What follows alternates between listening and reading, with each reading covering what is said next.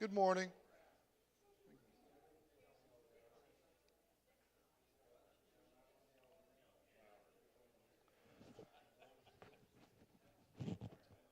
Good morning.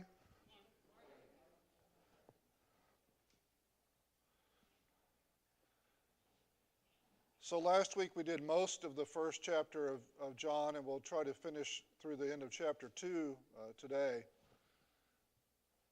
Starting with the story of Jesus meeting disciples, beginning in verse 35. Again, the next day, John was standing with, that'd be John the Baptist, with two of his disciples. And when he saw Jesus passing by, he said, "Look, the Lamb of God." The two disciples heard him say this and followed Jesus. When Jesus turned and noticed them following him, he asked them, "What are you looking for?" They said to him, "Rabbi," which means teacher, "where are you staying?" "Come and you'll see," he replied. So they went and saw where he was staying, and they stayed with him that day. It was about 10 in the morning. Andrew, Simon Peter's brother, was one of the two who heard John and followed him.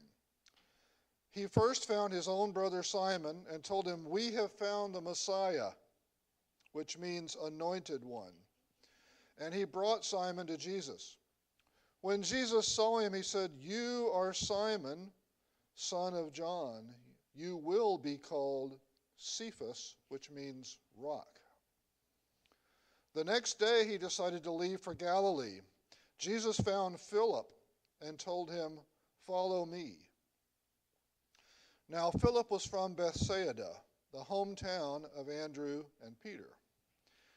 Philip found Nathanael and told him, "We have found the one Moses wrote about in the law, and so did the prophets, Jesus, the son of Joseph from Nazareth." "Can anything good come out of Nazareth?" Nathanael asked him. "Come and see," Philip answered. Then Jesus saw Nathanael coming toward him and said about him, "Here is a true Israelite.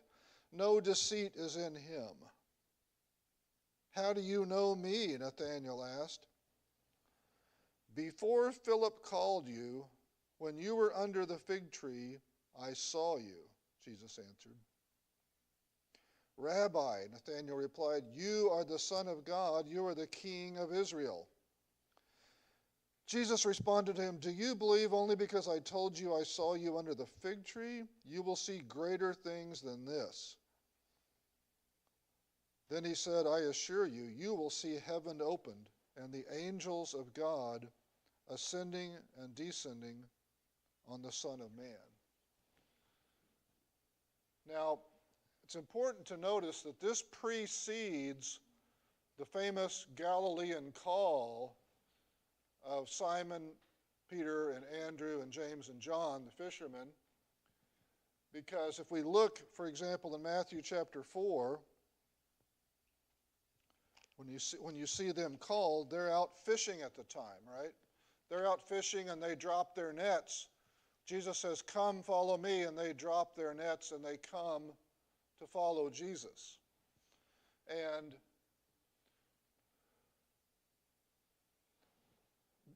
this background here in John makes that later call a little bit more understandable, because a lot of times preachers and teachers will make the point that, wow, wasn't that great faith that James and John and Andrew and Peter were just out fishing and Jesus walked by and said, "Come, follow me," and they dropped everything and followed him. Well, that makes it sound like they didn't know anything about him.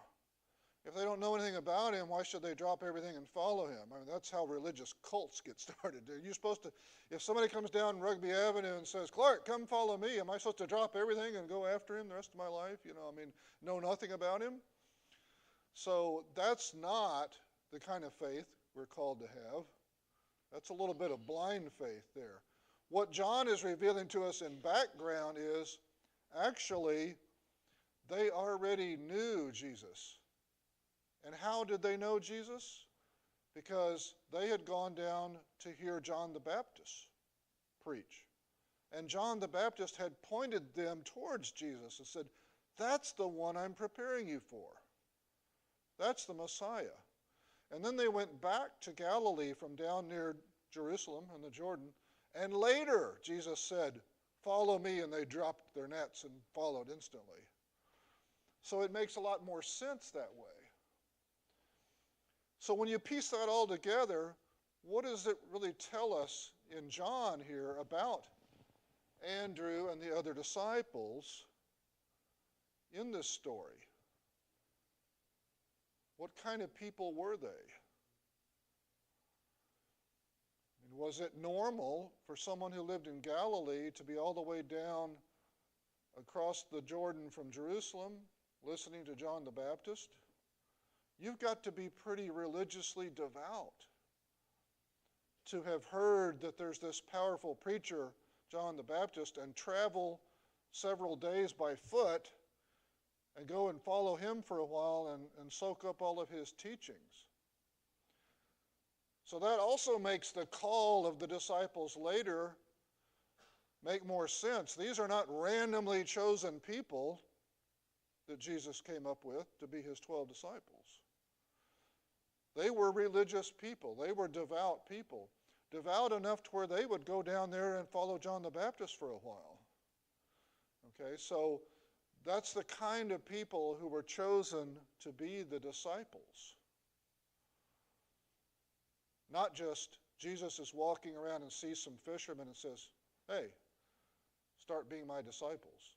These were disciples of John the Baptist or their brothers and so on, whom they came and told John the Baptist's message to, and they came and told about Jesus.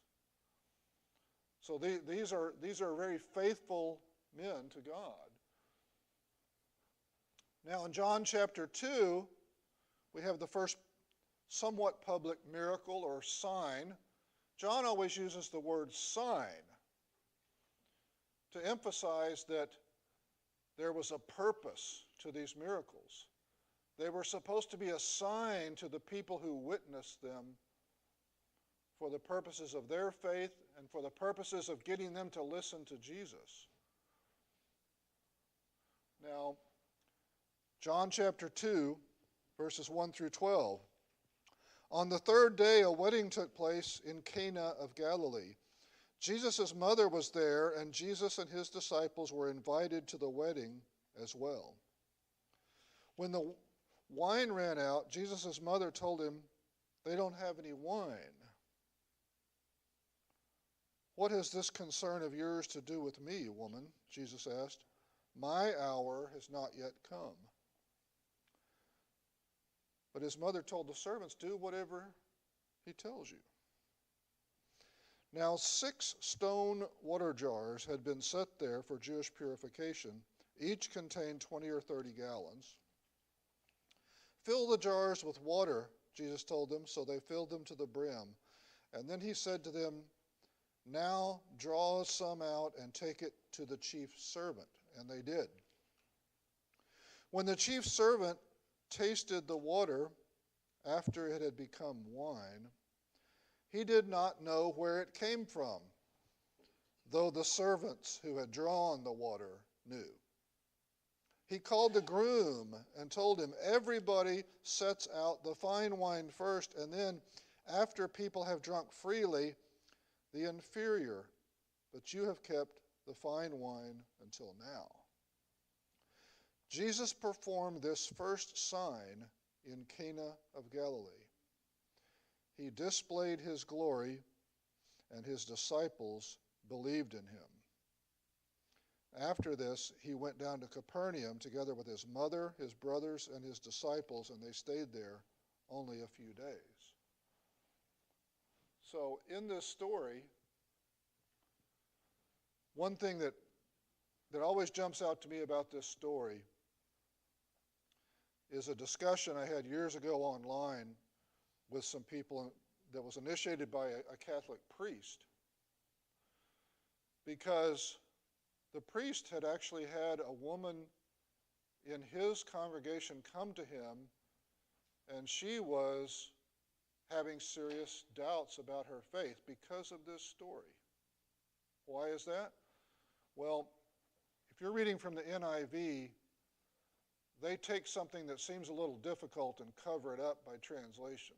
They have Jesus say to Mary, "Dear Mother."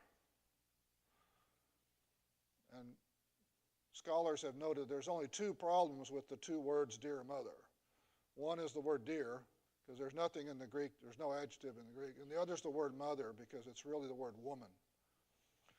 What Jesus did was he spoke, and it's also kind of hard to translate this because it's an idiomatic expression, and you can see it in Hebrew all the way back in the Old Testament. What Jesus said, to paraphrase, was, "Woman, I can see why this is a concern of yours. Why is it a concern of mine?" Now, the woman who came to the Catholic priest said, "If my mother came to me and asked me for something and I responded like that, you'd say it's a sin. You'd say you're not honoring your father and your mother." And she was having a crisis of faith, really, just because of this. And he was discussing with us online this whole passage, and the conclusion of the discussion is what we're getting to here. But one of the key points is interpreting the words. Jesus also said, "My hour is not yet come." One of my study Bibles notes that later in John, when he says, "My hour has not come," it means it's not time for him to die yet. I don't think that's what it means here, because obviously it's not time for him to die. He hasn't even started his public ministry yet. And there's no way that performing a miracle somewhat privately back in the kitchen of this place is going to lead to him being carted off and killed. It means, I believe, my ministry hasn't started yet. I'm not trying to perform any signs because my ministry hasn't even started yet. I'm not trying to draw people to my message with miracles. And I believe also that in those days, you were not really authoritative as a man in the faith until you turned 30. In a Jewish synagogue, for example, we find Jesus later reading from the book of Isaiah in a Jewish synagogue. You weren't asked to participate in any way in the worship until you turned 30. And so I believe what happened was John the Baptist, who was born first, turned 30 and began his public ministry. Jesus is born a few months later, and when he turns 30, he begins his public ministry. But this is right before he turns 30.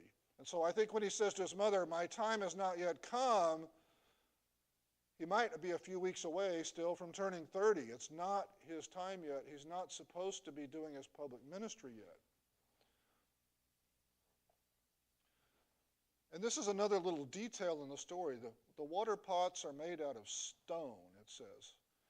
Now that seems kind of odd, because the easiest way to make a pot is not to carve stone. The potter gets a wheel and he gets some clay and he spins it around on the wheel and he makes a clay pot, right? But this gives you an idea that somebody who was there, John, is talking the way a real eyewitness would talk. Not the way somebody decades later who wasn't John would talk, because Jews at the time believed that if you were going to get water for purification rituals, that it should be in a stone pot, because in the clay pot is more permeable. You know, the stuff soaks in and stains it and so on, and after you use it once, it doesn't really look new anymore. It's not like stone. And so they wouldn't use clay pots for purification water. They would use stone. So that's another one of these little realistic details in the story that makes you think somebody who was actually there noted this. But when we were discussing with the priest how to answer the woman in his congregation, we dove into a discussion of miracles in general. And this miracle is very, very different from Jesus' other miracles. First of all, what's the importance of the miracle? You've got a wedding feast. They're run. Well, we're going to get to that. What's the purpose of it? And John hints at what the purpose is. But a wedding feast is running out of wine. Okay. That's why Jesus responded the way he did, partly. Why is this a concern of mine? Think about Jesus' other miracles. Let's compare running out of wine at a feast to the importance of a man being paralyzed and being healed, or a man being blind, or being raised from the dead, or all the other miracles that Jesus did. Those are hugely important, right? Curing someone of leprosy. Running out of wine? This doesn't seem monumental, you know. And so when you think about it, this explains part of Jesus' rather blunt response to Mary. Now, part of the purpose, though, of going ahead and performing the miracle, first of all, it rewards Mary for her faith. Because what does Mary say as soon as Jesus says, "Why is this my concern?" She turns to the servants and says, "Do whatever he tells you." What is she expressing there? She's expressing faith that he can perform miracles, right? So part of the point is to reward Mary for her faith. And part of the point also is later on, Jesus isn't going to be the kind of Messiah that everybody was expecting. You know, the victorious king who throws out the Romans and leads Israelites in battle and so on. And when he isn't the kind of Messiah they were hoping for, they're all going to have doubts. Even his own disciples, even his mother and his brothers are going to have doubts. And we see that recorded in the Gospels. So this is something that Mary and his brothers and his disciples, I don't know that all 12 were present, but some of them were present. This is something that can build their faith. That makes it a little different from the normal, if you're feeding the 5,000 or if you're out in public ministering, you perform a miracle, it helps draw attention to the message of Jesus, right? It helps validate the message of Jesus when he performs public signs, but he's not doing that here. He's not preaching a message. There is no message from Jesus being preached. His ministry hasn't begun yet. His time hasn't begun yet. So it is different, but it's also similar. It validates Jesus in their eyes. It increases their faith. And so he goes ahead and rewards Mary's faith while also providing a sign that both Mary and his disciples can build on later.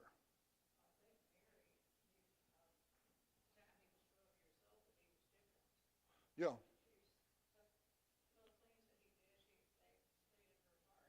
Right.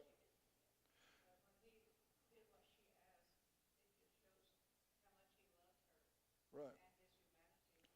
And she wouldn't ask. She wouldn't tell the servants, do whatever he tells you, if she didn't have faith that he's the Messiah, because she was told by an angel that he would be the Messiah. But the question is, what does Messiah mean exactly? And that's where doubts come in later. So one of the interpretive keys that we discussed when this Catholic woman was so disturbed by the way Jesus talked to his mother, in all of the passages, Jesus Christ, he shows his humanity or his divinity or both, depending on the passage throughout the Gospels. And some passages will focus on his humanity. Some passages will focus on his divinity. One of the keys here is Mary was not addressing Jesus as a woman addressing her son. She was asking for a miracle. She was addressing Jesus as a woman talking to God, talking to the Messiah. And so Jesus, in responding, didn't respond as a son responding to his mother. Jesus responded as God responding to a human being. And so basically, it's like, the story of the little boy who is learning about prayer, and so he's praying to God for a new bicycle or something, and you discover that God isn't there to answer all those kinds of prayers instantly. That's not the way it works. And he's responding with the statement that, God is not here to take care of running out of wine at the wedding feast because people didn't plan very well or something. That's not really his purpose on his earthly incarnation. He's responding as God, quite appropriately, speaking to a human being. Human being, I know why you're concerned about this. Why would it be worth a miracle? Why would that be worth a miracle? It's hardly the biggest deal ever that you're running out of wine at a wedding feast. And so Jesus' response is not rude. Jesus' response is the response that God has to all of us. When any of us goes to God and asks for something for our own purposes that's not of great significance, we don't always get the instant positive response. That's just,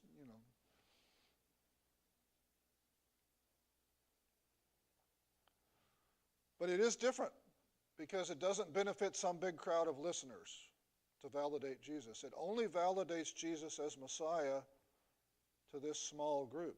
But that small group is very important. It's Mary, it's his own family. The verse at the end says he went down to Capernaum with his mother and his brothers. I don't know if his brothers were witnessing this too.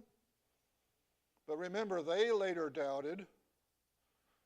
But then after the resurrection, his brother James became the leader of the Jerusalem church, and his brother Jude wrote one of our epistles.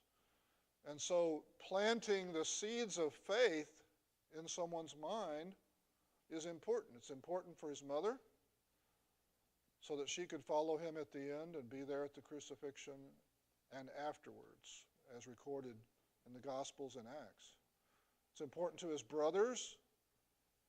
At least a couple of whom became leaders in the early church. And it's important to his disciples to strengthen them and inspire them. It's not really that important that they don't run out of wine. It's only important that they strengthen the faith of these people. John also tells us, when he's getting to the end of his book, Jesus performed so many signs, I'd fill up all the books in the world recording everything that Jesus did. But these are recorded so that you may know and believe. So John, recorded this for our benefit too, throughout the centuries, for Christians' benefits, throughout the centuries.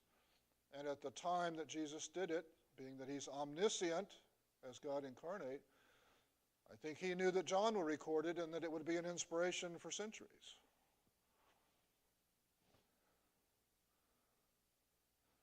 Now, the next passage,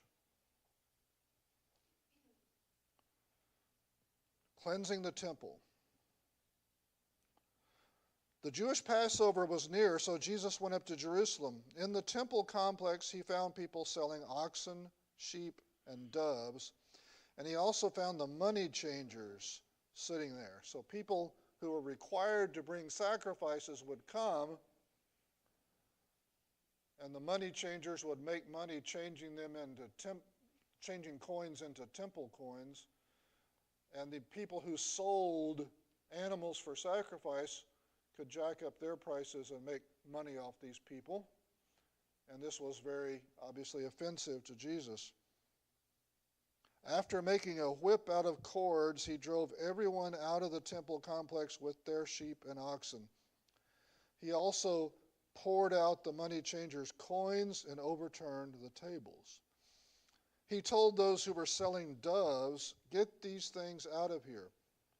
Doves were what were purchased by poor people who couldn't afford something like a sheep. Right? So here were people who were trying to make their profit off of even the very poorest people. He told those who were selling doves, "Get these things out of here. Stop turning my Father's house into a marketplace." And his disciples remembered that it is written, "Zeal for your house will consume me." So the Jews replied to him, "What sign of authority will you show us for doing these things?" Jesus answered, "Destroy this sanctuary, and I will raise it up in 3 days." Therefore the Jews said, "This sanctuary," they thought he was talking about the temple. He was probably pointing to himself and saying, "Destroy this sanctuary," his body. "This sanctuary took 46 years to build, and will you raise it up in 3 days?" But he was speaking about the sanctuary of his body. So when he was raised from the dead, his disciples remembered that he had said this, and they believed the scripture and the statement Jesus had made. Now, there are some liberal scholars who view the whole story and say, this sounds very much like the cleansing of the temple that happens not too long before his arrest, at the end of his ministry, 3 years after this. And they say, maybe John just picked that story up and moved it up front in his ministry to make some theological point.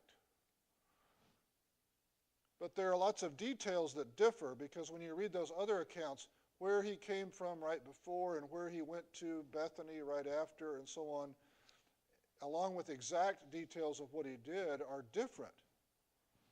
So I believe these are two different stories, and that this was a story that wasn't witnessed by very many disciples, because it doesn't say that they all came with him. If you look at the beginning of the story, I'm not sure who was with Jesus when he went down on this first trip to Jerusalem. John makes it clear this is the first time Jesus, during his ministry, goes down to Jerusalem.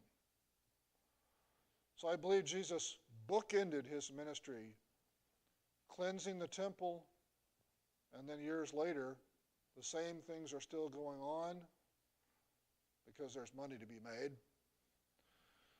He does it again. But the timing is really decisively proven here by something we might overlook. When they thought he was talking about destroying and rebuilding the temple, they said, it's taken 46 years to build this temple. You're going to rebuild it in 3 days? Well, 46 years, that's a precise number here.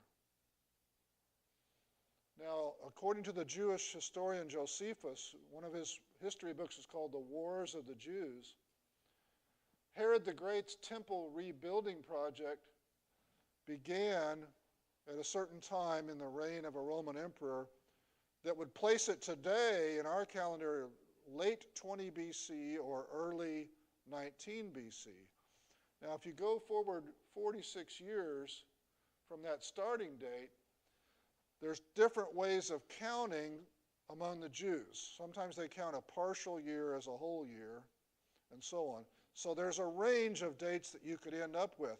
But the range of dates you could end up with puts you in the 26 to 28 AD range. Now,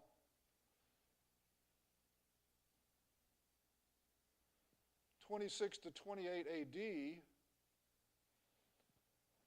if that is when this temple cleansing happened and it was at the beginning of a 3.5-year ministry of Jesus, then that means the end of his ministry, his death and resurrection, would be sometime between 30 and 32 AD.